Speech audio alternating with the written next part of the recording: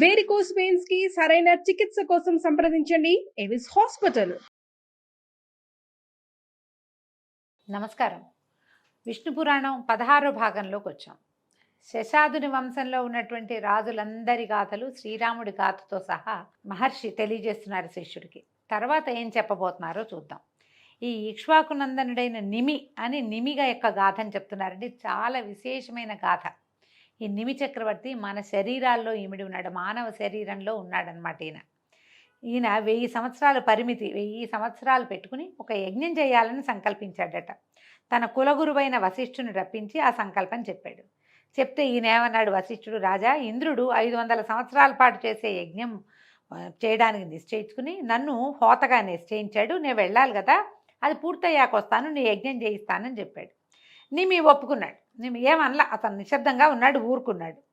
తన మాటకి రాజు సమ్మతించినట్టు భావించి వశిష్ఠుడు వెళ్ళి ఇంద్రుడి యజ్ఞం చేయించడానికి వెళ్ళిపోయి అది పూర్తయ్యాక వచ్చాడు. 500 సంవత్సరాల తర్వాత వచ్చాడట. ఎంత జీవన ప్రమాణాలు ఉన్నాయో చూడండి వాళ్ళకి.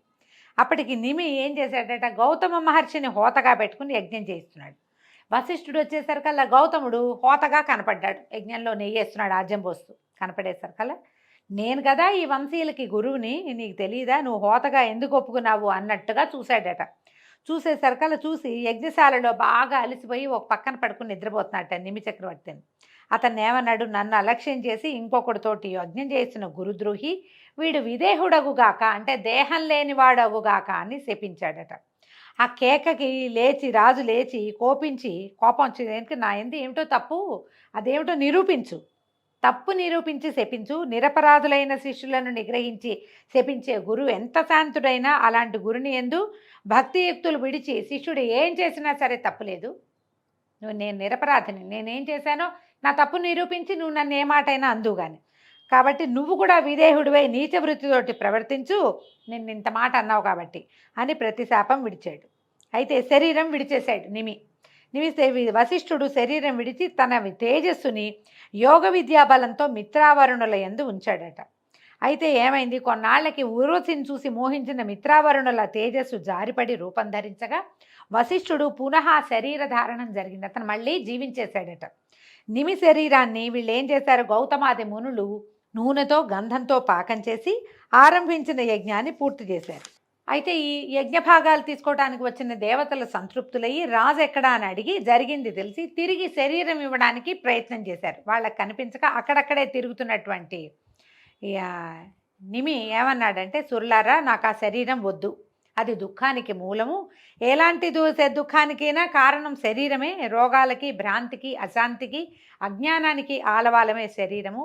అలాంటి శరీరంతో మునుపు నేను అనుభవించిన దుఃఖాలన్నీ చాలు, నాకు శరీరం వద్దు, నా కోరిక తీర్చండి. అందరూ ఆదరించేటట్టుగా లోకుల కన్నులలో ఒక రూపంలో ఉండి సమస్త వస్తువుల్ని చూసేలాగా మీరంతా ఏకవాక్కుగా నాకు ఒక్క వరాన్ని మాత్రం ఇవ్వండి అని అడిగేసరికల్లా అప్పుడు ఇంద్రాదులు తథాస్తు అని ఆకాశానికి దివికి వెళ్ళిపోయారట.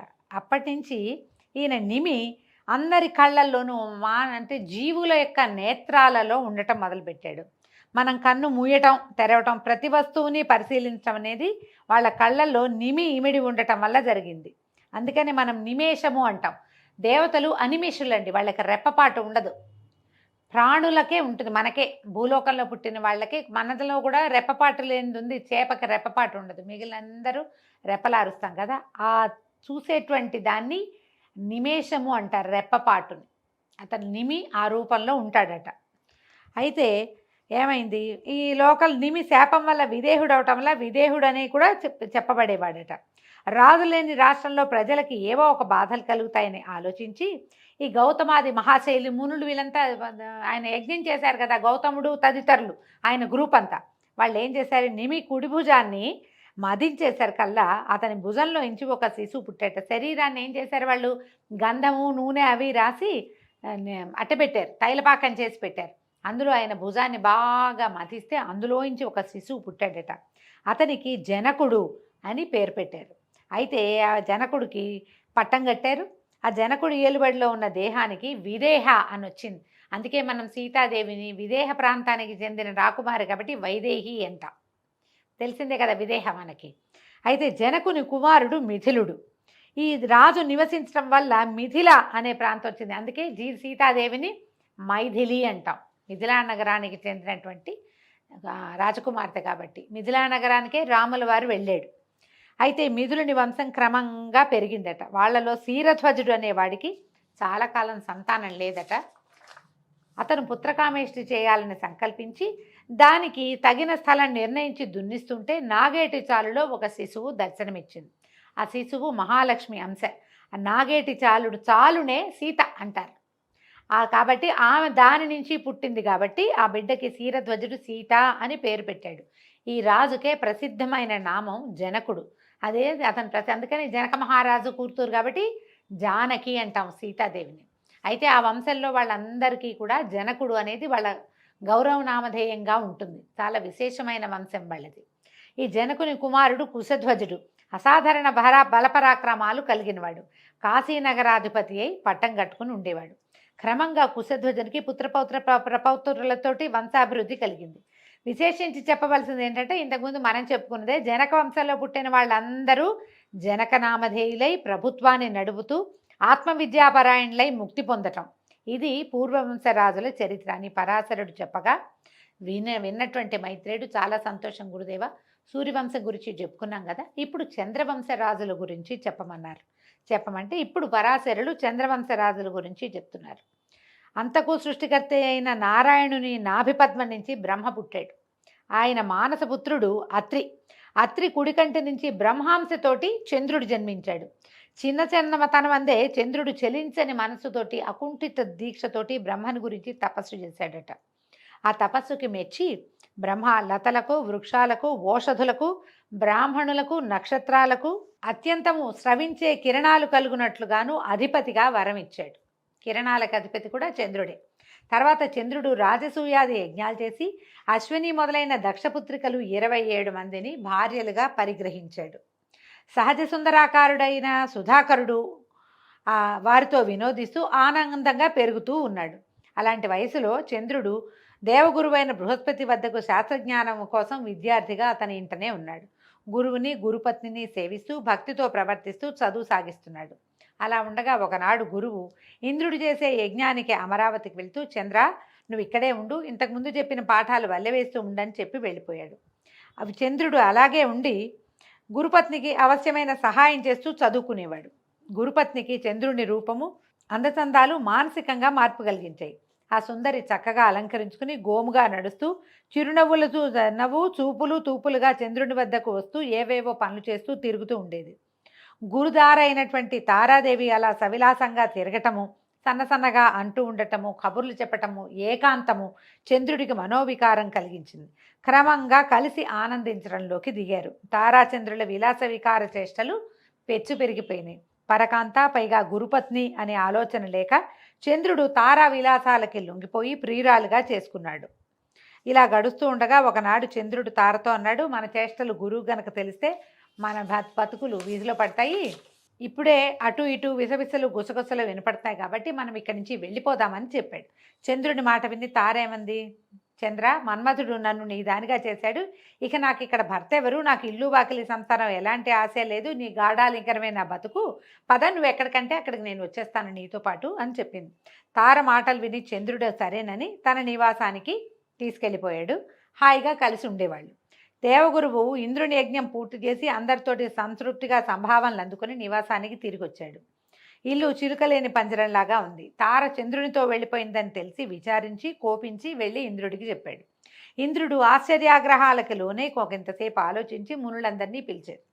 చంద్రుని నీచ కార్యం వారికి చెప్పి వెళ్ళండి, నయావన్న భయాన ఒప్పించి తారని అప్పగించేట్టు చేయండి, కాదంటాడా కోపించి అదిలించి అయినా సరే తారని తీసుకురండి అని పంపించాడట. మునులు చంద్రుడి వద్దకు వెళ్ళి తగిన సత్కారం సంభాషణలు అయ్యాక నిష్ఠూరంగా బోధించారు. రోహిణీ వల్లభ, ఎప్పటికప్పుడు శృంగార విలాసాలను కువలయానందాన్ని కలిగించే చల్లని గుణాలను, సమయానుసారంగా దేవతలకు మేలు కలిగించే సద్బుద్ధి, గురువునందు ఉండవలసినటువంటి భక్తి విడిచి గురుదార అయిన తారని ఎత్తుకురావడం పాపకార్యం కదా. నువ్వు చేసిన ఈ తప్పుడు పనికి ఇంద్రాదులు నీపై కోపమనస్కులుగా ఉన్నారు. ఎందుకు ఈ రగడ, తారని విడిచిపెట్టు, ఈ లోకంలో నీకు వచ్చినటువంటి అపకీర్తిని బాపుకో అని చెప్పారు. చెప్పేసరికల్లా చంద్రుడు తిరగబడ్డాడు. ఇప్పుడు తన మంత్రి యొక్క భార్యను తీసుకొచ్చానని నన్ను నిందిస్తాడా, తను అట్లాంటి పనులు చేయలేదా, గౌతమ మహర్షి భార్య కోసం ఆశపడి తను కోడికోత కోసి మునిని మోసగించి ఆయన భార్యతోటి కలిసినవాడు చివరికి ముని శాపానికి గురి ముడుచుకుపోయిన శరీరంతో ఇల్లు చేరాడు. నాకు బుద్ధి చెప్తాడా, వెళ్ళండి వెళ్ళండి, అతని చేష్టలను ఎవరికి తెలీదు, నేను తారని విడిచేదే లేదని మొండికెత్తేశాడు. దాంతో మునులు మొహమాట పడి ఇంకేం చేయాలో తెలియక చంద్రుడితో చెప్పేసరికల్లా ఇంద్రుడు కోపగించి వాళ్ళలో వాళ్ళు శపించుకోలేదండి. దేవగణాలతోటి బృహస్పతితో కలిసి వెళ్ళి సత్యలోకానికి వెళ్ళి ఈ తారా శశాంక వృత్తాంతం అంతా బ్రహ్మదేవుడికి తెలియజేశారు. ఆయన బ్రహ్మ కోపించి అన్ని విధాల పెద్దలైన మునులను కొంతమందిని ప్రేరేపించి మీరు వెళ్ళండి, చంద్రుడికి నేను చెప్పానని చెప్పి తారని తీసుకురమ్మన్నారు. అనేసరికల్లా సరే. ఆయన ఏమన్నాడు, చంద్రుడు నవ్వుతూ చెప్పాడట, బ్రహ్మ మాటలుగా మీ మాట విన్నాను మంచిదే, కానీ తారని విడిచిపెట్టను, సాధించాలని అంతా కలిసి పోరాటాన్ని దిగుతారా, ఏం చేస్తారో చేయండి చూస్తానన్నాడు. అమ్మాయిని మాత్రం తారాదేవిని మాత్రం విడిచిపెట్టనన్నాడు. బ్రహ్మ దగ్గరికి వెళ్ళేసరికల్లా ఇప్పుడు వీడిని ఏం చేయాలి అనేది బ్రహ్మ కూడా తెలియలా, కాలానికి వదిలిపెడదామని ఊరుకున్నారు. ఇప్పుడు ఏం చేశారు, అంగిరసాదులు మునులు ఆలోచించుకుని ఇంద్రుణ్ణి బృహస్పతిని ముందుంచుకుని కైలాసానికి వెళ్ళారట. చంద్రుడు చేసిన దుశ్చర్య, తార యొక్క దుష్ప్రవర్తన పరమేశ్వరుడికి చెప్పేసరికల్లా ఆయన ఏం చేశాడట, ఆగ్రహోదగ్రుడై దేవసైన్యంతో చంద్రుడి మీద దాడికి వెళ్ళాడు. శంకరుని రాక తెలిసిన చంద్రుడు రోషభీషణాకారుడై తన సైన్యాన్ని కూడా సమకూర్చుకుని ఎదిరించాడు. యుద్ధం చేశారు. అయితే శుక్రుడు గురువుకి శత్రువు కనుక శుంభాది రాక్షసులను వారి సైన్యంతో చంద్రుడికి తోడుగా పంపాడు. చంద్రుడు మరింత బలము ఉత్సాహము కలవాడే శంకరునితో పోరాడుతున్న సమయంలో బ్రహ్మ వచ్చి యుద్ధాన్ని ఆపి చంద్రుడిని దూరంగా తీసుకెళ్ళి బాగా గట్టిగా కేకలేసి కొన్ని చల్లచల్లగా మాటలు కూడా మాట్లాడి నచ్చజెప్పి ఒప్పించి ఈ తారని తీసుకొచ్చి గురువుకు అప్పచెప్పాడు. శివుడు శాంతించి బ్రహ్మాన్ని ప్రశంసించి ఆయన దారిని ఆయన వెళ్ళిపోయాడు. కానీ అప్పటికే తార గర్భవతిగా ఉంది. బృహస్పతి గ్రహించి నీ గర్భాన ఉన్న శిశువు నా వల్ల కలిగిన వాడు కాదు కాబట్టి వీడిని ప్రసవించి విడిచిపెట్టి రమ్మని చెప్పాడట. ఈమె ఒక తోటలో శిశువుని ప్రసవించి పిల్లవాడిని అక్కడే వదిలిపెట్టి వచ్చింది.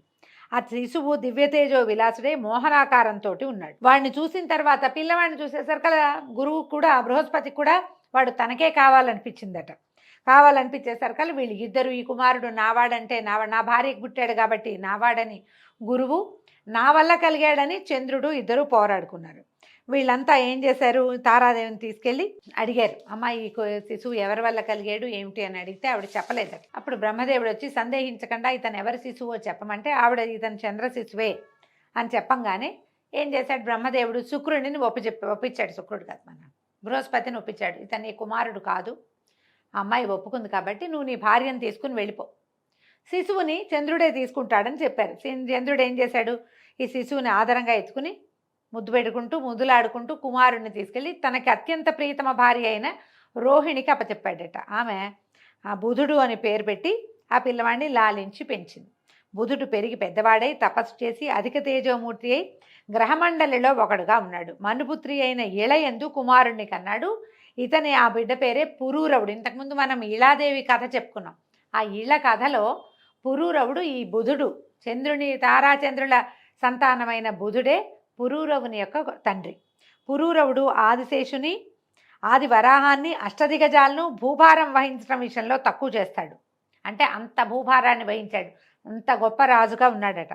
దానంలో కల్పవృక్షాలను, చింతామణిని సిగ్గుపడేలాగా చేస్తాడు. అందచందాల్లో జయంతుణ్ణి, మన్మధుణ్ణి, చంద్రుణ్ణి కూడా కించపరచగలడు. ధైర్యంలో మేరుమందర పర్వతాలను నగుబాటు చేస్తాడు. సప్తద్వీపాలను తన ఆజ్ఞలో ఉంచుకుని తన చరిత్రని భావితరాలకి ఆదర్శంగా చేస్తూ భూపరిపాలన చేస్తూ ఉన్నాడు. ఇప్పుడు పురూరవ చక్రవర్తి సంతానం గురించి వస్తుంది.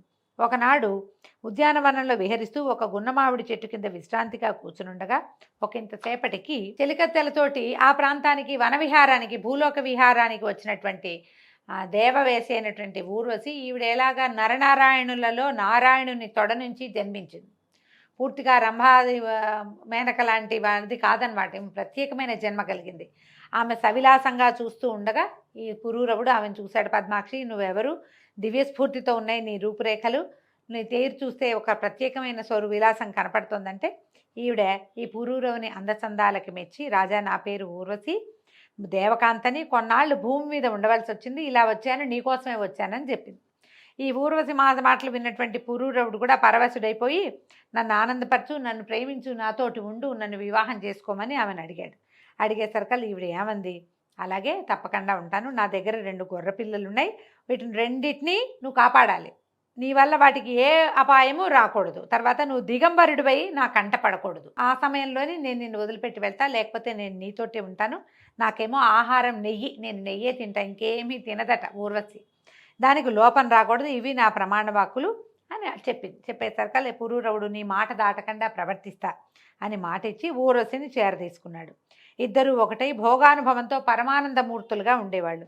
ఊర్వశి సురలోకం విడిచి నరలోకంలో ఉండటం వల్ల దేవలోకంలో కొంత భోగభాగ్యాలకి కొంచెం తక్కువైతే విశ్వావసుడు అనేటువంటి గంధర్వుడు ఆలోచించి వాళ్ళకి ఎడబాటు కలిగించడం కోసం ఒకనాటి రాత్రి వాళ్ళు ఏకాంత స్థలంలో ఉండగా ఒక గొర్రెని ఎత్తుకుపోయాడట. అయితే ఈ గొర్రె ఏం చేసింది, అవి వెళ్తున్న గొర్రెపిల్ల పైనుంచి వినేవాళ్ళకి విసుగు పుట్టేలాగా అరవటం మొదలుపెట్టిందట. ఎప్పుడైతే ఈ గొర్రెపిల్ల దీనంగా అరవటం మొదలుపెట్టిందో ఈ ఊర్వశి ఏమందట, ఎవడో దొంగ నా గొర్రెని ఎత్తుకుపోయాడు, వెళ్ళి తీసుకురా అని పదే చెప్పిందట. పురూరవుడు ఆమె మాట వినిపించుకోలేదట. అయితే ఇంతలో ఏమైంది, ఆయన వివస్త్రుడిగా ఉన్నాడు. అర్ధరాత్రి సమయం. వెళ్తే ఈమె నన్ను చూస్తుందేమోనని భయపడి గబుక్కున వెళ్తే ఈమెకి నేను కనపడతానేమో దిగంబరంగా అని ఆయన వెళ్ళలేదట. అయితే ఇంతలో ఏం చేశాడట, ఆ విశ్వావసుకి ఇంకొక గంధర్వుడు సాయం వచ్చి ఆ రెండో గుర్రెని కూడా ఎత్తుకుపోయాడు. అది ఇంకా విచార సూచకంగా అరవటం మొదలుపెట్టింది. దాంతో ఊర్వశి కోపించి, ఓ రాజా, నా కొడుకుల్ని దుర్మార్గులు ఎత్తుకుపోతుంటే అరిచిన అరుపులు వినపడ్డలేదా నీకు? కదలకుండా మెదలకుండా కూర్చున్నావు. ఇది నీచుల పని, నిన్ను కలిసి అనాథనయ్యాను, నీ వల్ల చూడు నా జీవితం ఇటు అయిపోయింది. ప్రాణానికి ఒక ఎత్తుగా పెంచుకున్న గొర్రె పిల్లల్ని ఎవరో ఎత్తుకుపోతుంటే దాన్ని రక్షించలేని పురుషుడు నాతో ఉండటం ఏమిటి అని ఆవిడ నానా తిట్లు తిట్టేసరికి దాంతో ఈ పరుషవాకలకి కోపించినటువంటి ఈ పురూరవుడు నిద్ర మంచం మీద నుంచే ఒంటి మీద కట్టుబట్టలేదన్న ధ్యాస లేకుండా కోపంతో లేచాడు. మంచానికి పక్కన నిలబెట్టి ఉన్న తన ఖడ్గాన్ని పుచ్చుకుని పరిగెత్తపోయేసరికల్లా ఎట్లాగో ఏమనుకున్నాడు, ఇది చీకటి మాటున ఊర్వశి తనని చూడదని నమ్మాడు. దీపం ఆర్పేశాడట. ఆయన చీకట్లో పరిగెత్తేసరికల్లా గంధర్వులు రాజు ఐడియా తెలుసుకుని ఆయన దీపం ఆర్పేశాడు. ఊర్వశి ఈయన్ని దిగంబరంగా చూడదని మెరుపులు పుట్టించారట ఆకాశంలో. అయితే ఈ పుట్టించిన మెరుపుల్లో రాజు తొందరపాటుతోటి వివస్త్రుడిగా ఉన్న దానిని ఈమె ఊర్వశి చూసేసింది. చూడగానే మొదట చేసిన శపథం ప్రకారము ఆమె దివికి వెళ్ళిపోయిందట. గంధర్వులు ఆ 2 గొర్రె పిల్లల్ని కింద పడేశారు. వాటి వెనకాల పరిగెత్తిన రాజుగారు 2 గొర్రె పిల్లలు పుచ్చుకుని వెనక్కి తిరిగి వచ్చేసరికి ఏముంది, గొర్రె పిల్లలు ఉన్నాయి, ఊర్వశి లేదు. దాంతో మతిపోయిందట ఆయనకి. తర్వాత ఏమైంది, ఇక అట్లా ఆమె కోసం వెతుకుతూ ఉండేవాడు మతిపోయిన వాళ్ళకి. అలా తిరుగుతూ ఉండేవాడట. రాజ్యాన్ని వదిలేశాడు.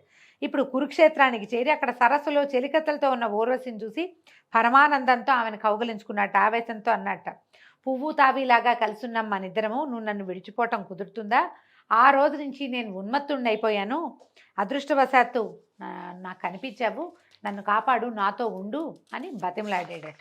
ఈ పురూరవుడి మాటలు విని జాలిపడిన ఊరసంది, రాజా, ఎదురులేక ఈ జగమంతా ఏలే రాజువి, ఇలా దీనావస్థకి చిక్కేవంటే దైవ సంకల్పం అనుకోవాలి. సరే, నేను నీతోటి ఇవాళ ఉంటానని ఆ రాత్రి ఆయనతోటే ఉందట.